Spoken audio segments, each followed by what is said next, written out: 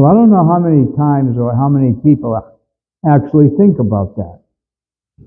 But I remember we were working in the garden, turning over the soil, getting ready to plant some seeds, and after about a couple of hours of doing this, I look across the horizon, and I start realizing how much of Earth are we talking about here?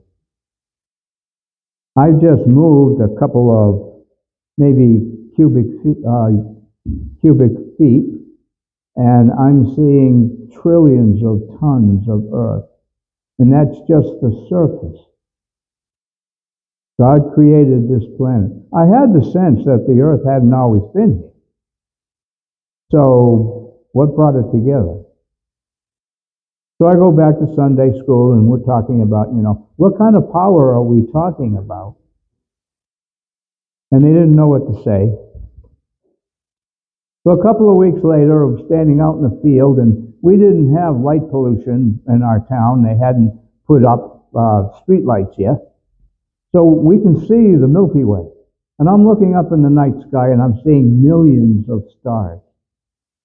And somehow I knew that even though those little tiny dots in the sky, they were very far away. And that if you got close to them, they were very big. And we're looking at millions of them. And God created the heavens and the earth.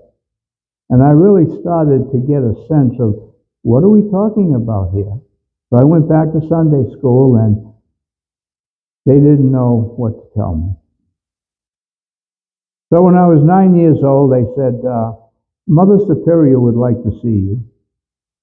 And I went into her office, and she said, the questions you're asking can only be answered by God.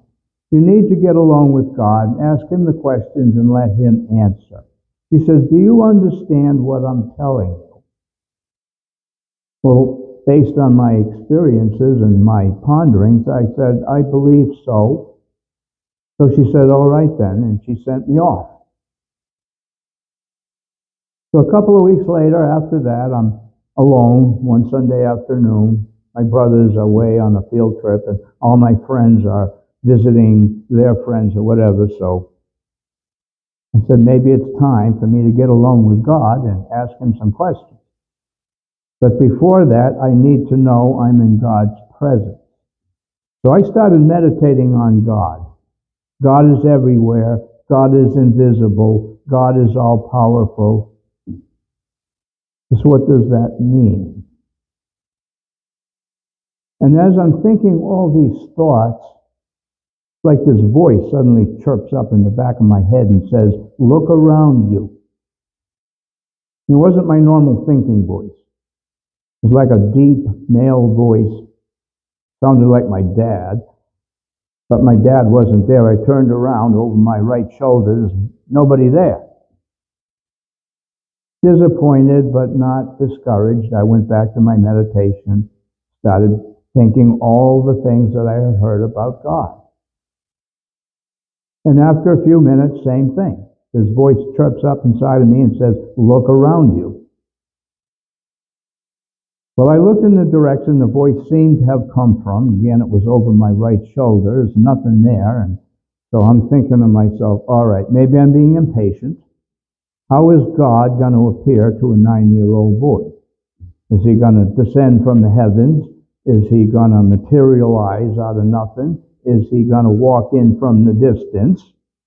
And as I'm thinking these thoughts, that same voice says to me, why are you looking for what is not there and you can't see what is? So I had to think for a moment. What does that mean?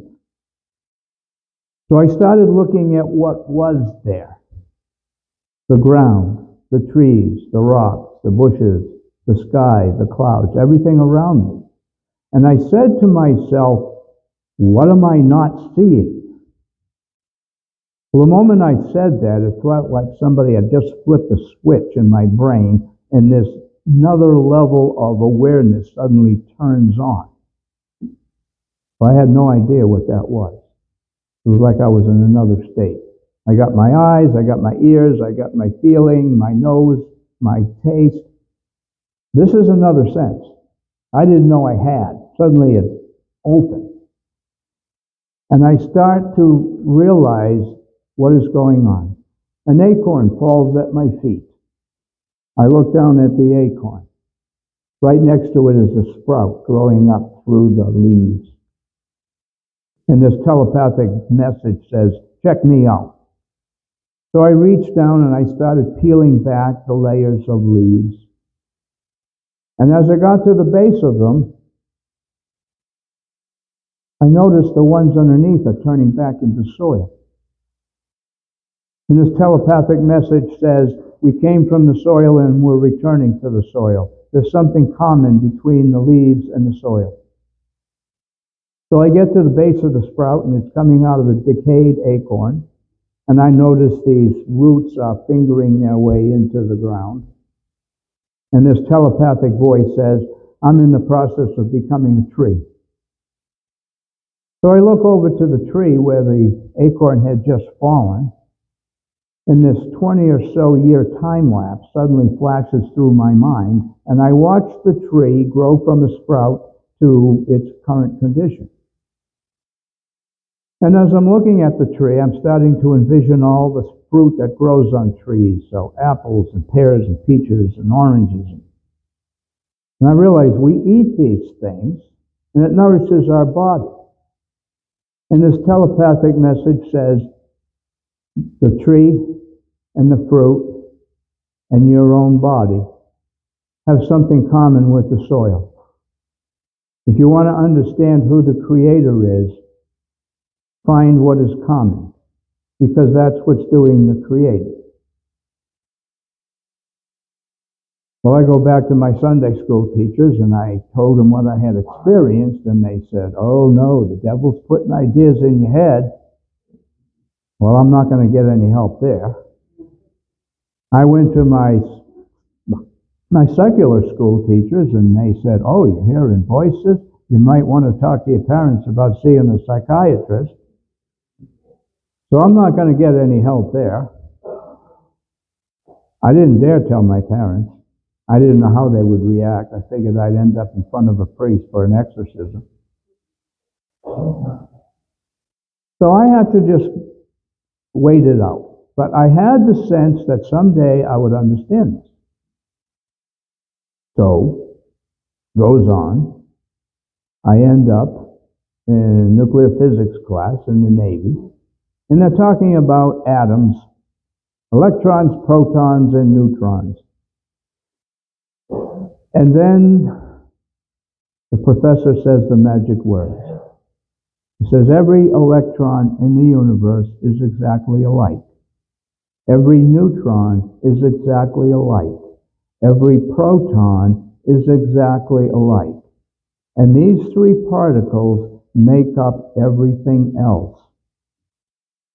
And as soon as he said that, my experience from 11 years earlier suddenly blossomed and says, there's your common denominator. That's where I got to start looking. Well, atoms make up everything. You have atoms. Atoms combine together to form complex molecules. Complex molecules form together to make cells. Cells combine together to make body parts. Body parts combine together to make systems. And those systems, all integrated and networked together, make up this body. There's a lot of processes going on. The scriptures don't talk about those processes. It just says God created the heavens and the earth. So I realize that what we're dealing with is the power that underlies all of creation is at the foundation. I call it the quantum field matrix. Science calls it quantum mechanics. The ancient mystics called it the ether. These are all different expressions of the same thing. The matrix, the ether, quantum physics is what establishes the consistency in the laws of nature throughout the cosmos. I said, all right, I got to look up, what does the word God mean? And I have a 1904 dictionary, so I can sometimes find definitions that are different than what we have today. So I looked up the word God. It says the root appears to mean to press or exert force. I said, well, that's exactly what the forces of nature do. They press or exert force. Gravity, inertia, electricity, magnets. You can feel the force of gravity pulling down on you. When you plug your appliance in, that force of electricity is driving that appliance. When you put that magnet on the refrigerator, you can feel that pull. None of these forces are visible, but they are what created the universe. They created this planet. They created this life. It was the force of gravity that pulled all of the matter together to form the earth.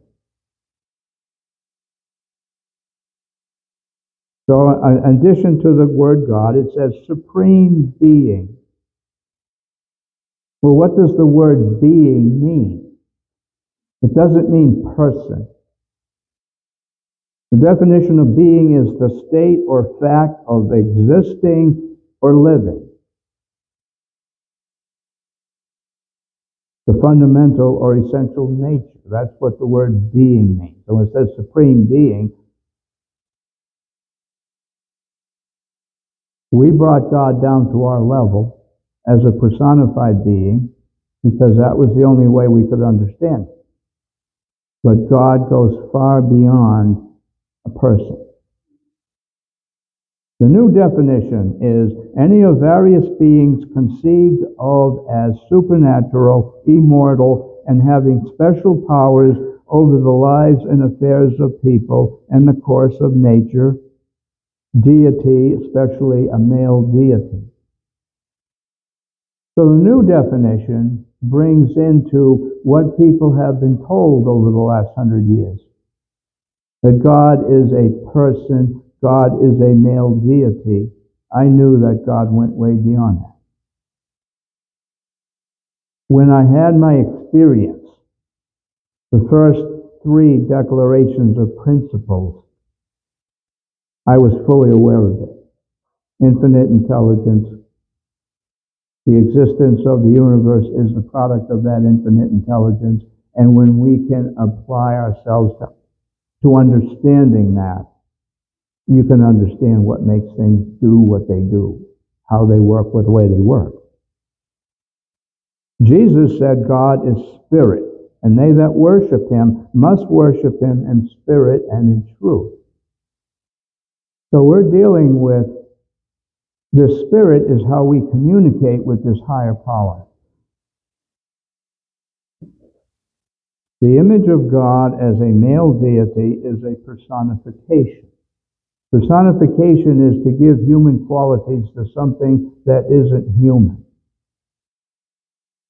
So I remember walking into the post office, and there's a poster on the wall, and a man is pointing, and it says, I want you for the U.S. Army. And I said to my mother, who is that? I was 7 at the time. She says, that's Uncle Sam. I said, we have an Uncle Sam? She said, everybody has an Uncle Sam. Well, understanding family, I'm confused. I said, where does he live? She says, well, he's not a real person. He represents the United States government. Personification. We take the United States government and we personify it as a male character. We take all the forces of nature and we personify it as a male character. You won't find the character. You will find what the character represents. And it's all around you. God works through us, not for us. It says that God made man in his own image. And I said, God, what does that mean? He says, I'm the creator of the universe, and I have endowed to you creative ability. It is your ability to create that makes you made in the image of the Creator. It has nothing to do with what either one looks like. Without God's guidance, what we create can make or break us. That is what the gift of the Holy Spirit was all about. Receiving instruction from God to follow the right path. And that was the whole purpose behind religion, is to try to make that connection. Because when the Spirit of God reaches your mind and explains to you what your purpose in life is, then you know what path you're on. That Spirit. That was one of the reasons why I still go to this church, because that is the one thing that I felt here. This church focuses on Spirit. We get encouragement. We get advice. And it is through Spirit. And that is what we're trying to do. Trying to make that connection between this mind and universal mind. And when you make that connection, you'll understand what I'm talking about. Thank you.